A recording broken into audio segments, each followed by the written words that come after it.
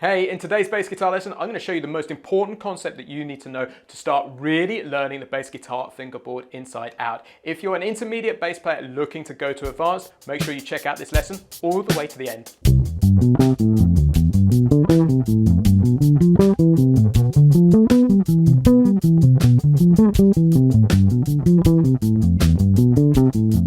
So a couple of days ago, I was talking to my good friend and top UK session bass player, Phil Mulford, about what he thinks is the best way to learn the bass guitar fingerboard, because in a couple of weeks, he's coming in to do a live masterclass for the eBassGuitar Bass Lab Plus community.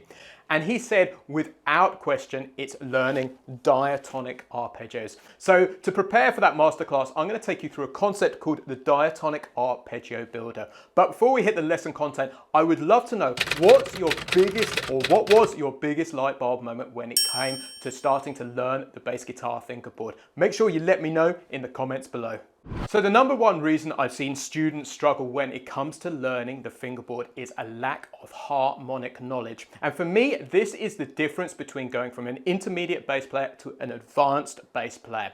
And so what I'm going to show you today is going to help you learn 95% of the harmony which is needed to play pop, rock, soul, funk music, in fact, any contemporary music. Plus, it's going to show you all of the most important shapes and arpeggios that you need to have under your fingers, so you can start connecting the music in your head to your hands. Plus, it doesn't stop there, because this is an absolutely fantastic exercise and concept which you can keep developing to build your left hand speed or your fretting hand speed and your right hand or plucking hand dexterity. So it's absolutely wonderful for building your overall playing.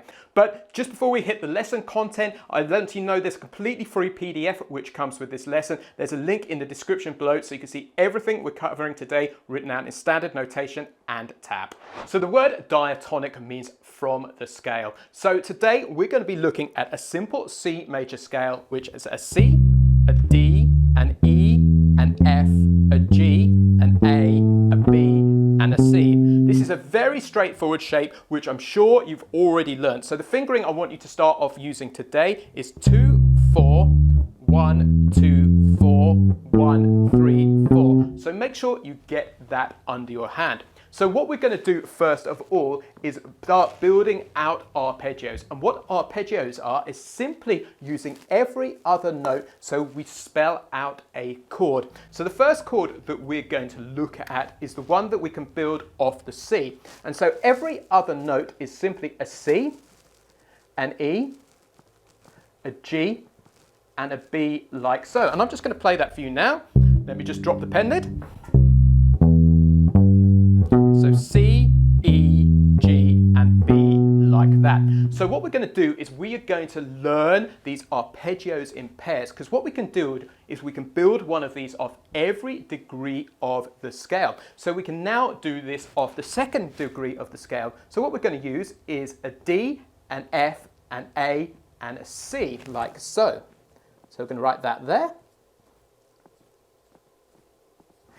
And so we end up with these notes here, D, F, A, and C, like so. And what we end up with is a C major 7 arpeggio and a D minor 7 arpeggio. So let's just write that in, C major 7 and D minor 7, like that. So what I want you to do first of all is just practice these as a pair of arpeggios and get that pattern under your hand. So let me demonstrate this with the drum machine for you.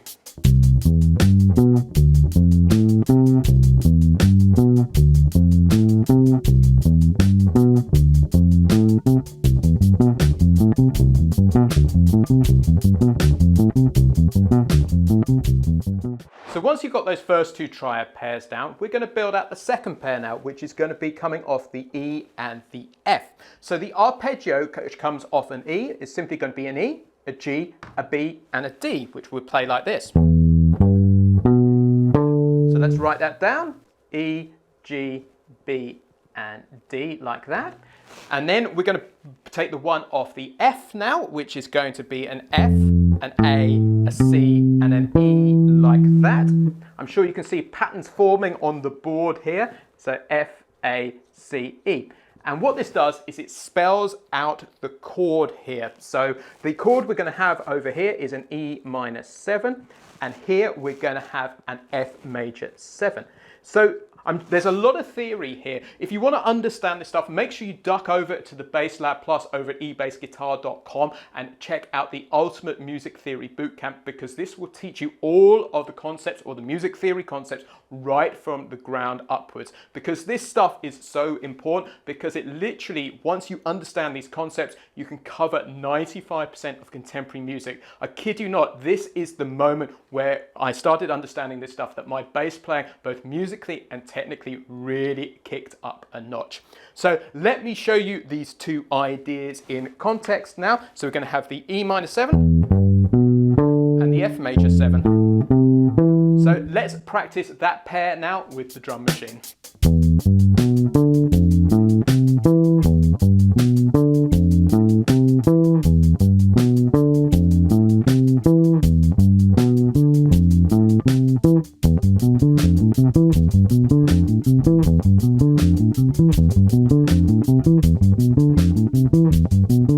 So just before we hit the third set of triads, I want to let you know, if you're enjoying this lesson, make sure you subscribe to the eBassGuitar YouTube channel, because we release a lesson like this designed for bass players who are looking to build their bass playing up from the beginner to intermediate phase and now beyond every single week. So make sure you subscribe to the channel by hitting the red button, which is somewhere around this video.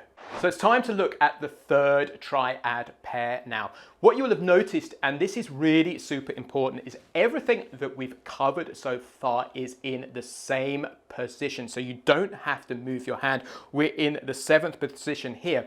But to get the next two arpeggios on a 4-string bass, we're going to need to move up into the next positions. So we're going to do this in 9th position here. So I want you to put your second finger on a G at the 10th fret on the A string. Now we're going to build out the arpeggios. So the arpeggios we're going to use, or which are going to be using every other note, are a G, a B, a D, and an F. So let's write that down. G, B, D, and F, like so. And then for the A, that's going to be an A, a C, an E, and a G. A, C, E, and G, like so. And so that gives us a G7 arpeggio and an A minor 7 arpeggio, like that. And again, we can get this all in one hand position like this. Like so. So let's hear what this triad pair sounds like with the drum machine.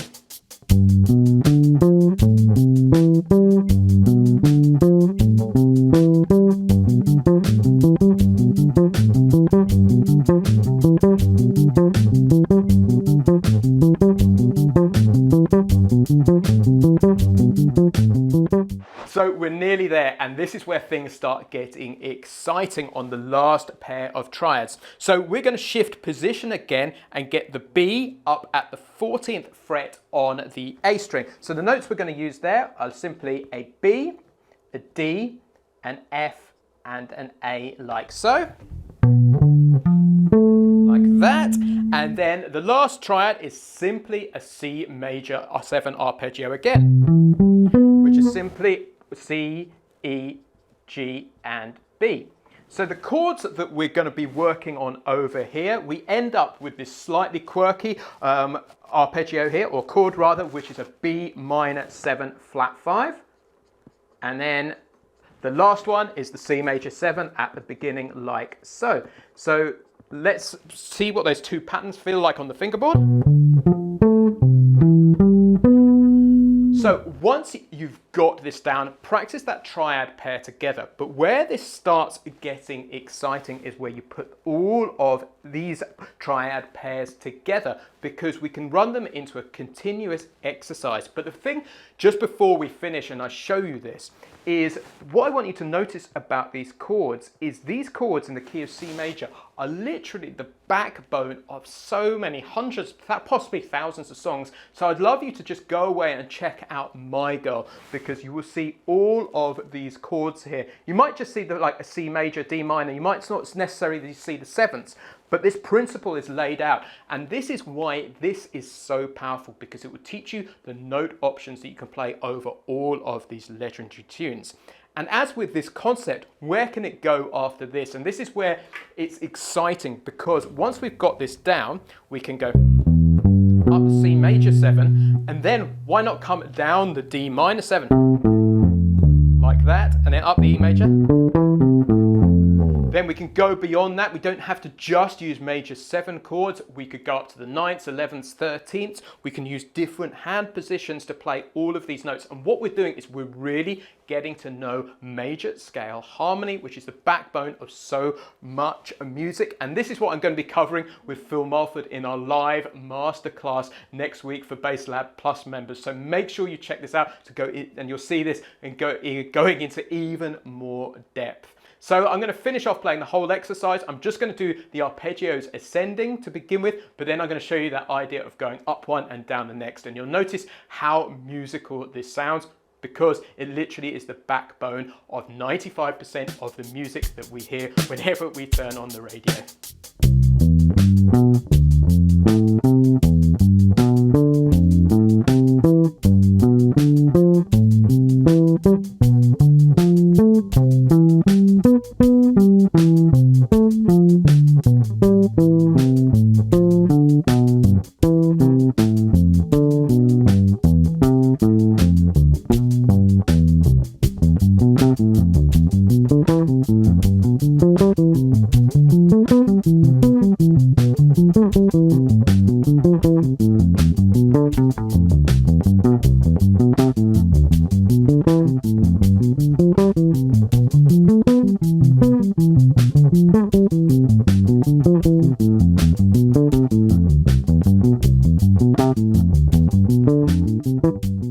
So guys, that's the end of today's bass guitar lesson. If you've enjoyed this lesson, make sure you download the free PDF so you can see all of the arpeggios written out in standard notation and tab. Also, if you're looking to supercharge your bass playing, make sure you jump over to eBassGuitar.com and check out the Bass Lab Plus. There's a full program there designed especially for beginner to intermediate bass players and beyond, so you can take your bass playing and push it on to that next stage. Make sure you click the link in the description below to grab your free 14-day trial. Cheers, I've been James from eBassGuitar.com. I'll catch you next time.